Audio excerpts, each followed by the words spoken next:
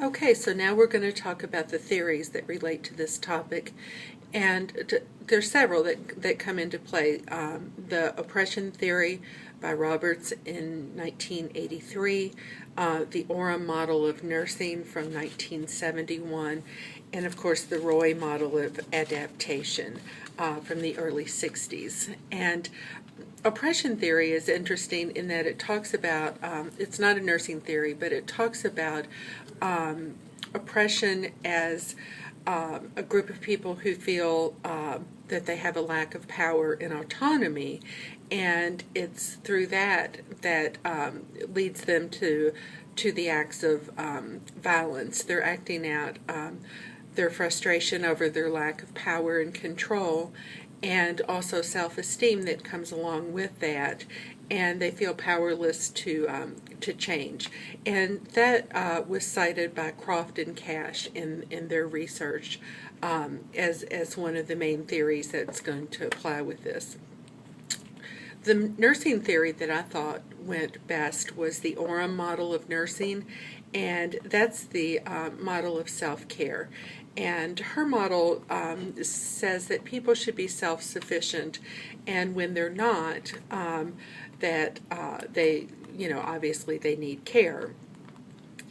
She says that self-independent care are learned behaviors, and the implication in this is that nurses need to care for themselves individually and care for themselves as a group, and see that this process, this lateral violence, is a maladaptation, and that they need to look to themselves to provide the care that they need.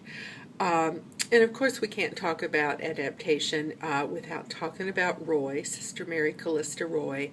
And in looking at that, you think about the toxic workplace and how that's a stimuli. And we see that in both focal and contextual stimuli. And then she went on to talk about the modes of adaptation, physiologic, self-control, self-concept, role function, and interdependence. And you can certainly see how all four of them, tie into what we've been talking about here today, especially the role function and the interdependence, because as much as we'd like to think sometimes that we're not, we are dependent on each other. In looking at evidence-based data, we really had some movement on this in the mid-2000s. In 2007, OSHA, the big workplace safety organization through our federal government, talked about having a place of employment that was free from recognized hazards. And they went on to cite some of these violent behaviors in the workplace as known hazards, and said that that was not something that would be permissible in the workplace. And then we look at joint commissions. In the same year, 2007, they also adopted a standard related to safety, and said that employers needed to address conflict management between employees and the management, and that they need to address the situation of disruptive employee behavior. So all of that definitely ties into to this problem. But once again, the one that I think really leads the way is the Institute for Safe Medication Practices, and they were in 2004. And they made several recommendations based on their research into this issue. They said that there needed to be development of multidisciplinary groups to survey staff. They needed to have a development of educational opportunities, and I think it was at this time that some of us started to see this issue of lateral violence show up in our annual competencies. They also recommended that we needed to establish a standard method for collaborative communication, and also we see that in the SBAR that's come about. They recommended what everyone who has studied this topic has recommended, and that there needs to be a zero tolerance policy in place, and that they also concluded by saying that we all needed to model positive behaviors, and particularly those who are in positions of leadership. So moving on, we're going to look at the social, political, and legal aspects of this issue.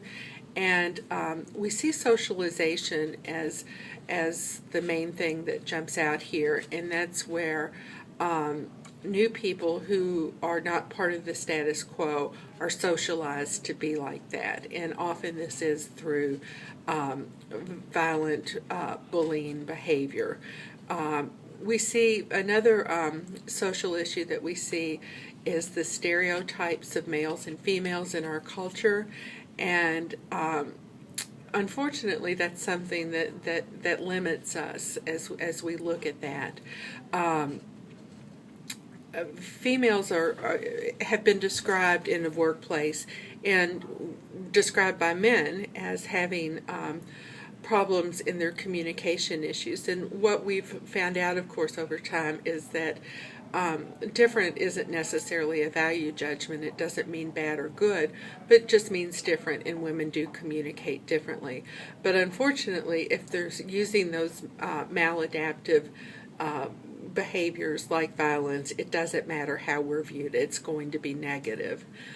And then we see the psychologically toxic and oppressive environment, and that's something that's often allowed to persist in our workplaces. And then, we come back to that horrible statement that nurses eat their young, and we've just absolutely got to get past that and be able to say, no, we don't. Looking at cultural diversity, backing up just a minute to legal aspects, two things that came out of the research that I did. One was unions and situations where employees feel powerless against management and feel like they have no ability to overcome some of these things that are toxic in their environment at work. They do turn to outside sources, and in nursing that's becoming more and more to unions. The other thing is that organizations that have allowed these behaviors to go on, if it reaches the point where one of these behaviors, these known toxic behaviors, disruptive behaviors, can cause physical harm to a member, then that can be addressed through workers' compensation, and that is a claim that will come back against the hospital. Looking at diversity, nurses come from all cultures, genders, and social orientations. Again, we're predominantly female, even though that is changing, but it is slow to change. We look again at the caring versus curing dichotomy and see that caring is often undervalued when put side by side with curing. And Croft and Cash identified some struggles as related to autonomy. As we're doing that, we often feel that we're professionally invisible, and we have these cycles of self-perpetuating problems. And we look at, to solutions as we've come to the end of our examination of this topic. And the one, again, that was touted by everyone who looked at it is that organizations need to have a zero tolerance policy. There needs to be a promotion of a culture of civility, which is a learned behavior. And if you have people who can't act that way, it's possible with training that they can become that way. We have to have protection for people who report this, so they are not retaliated against.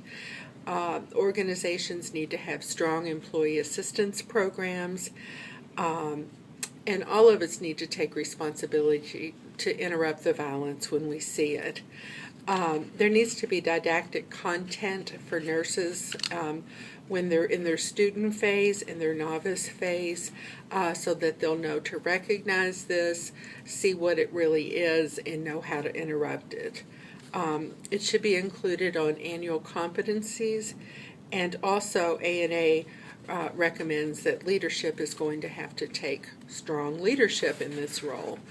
And in conclusion, the thing that just comes forward so strongly in all of this is that it's a problem from within, and it's going to have to be solved from within. And nurses must need to come together with a unified, strong voice and say, we're not going to do this anymore. And I found an ancient Chinese proverb that said, if you want to take power away from something, call it by its name. And this is indeed bullying.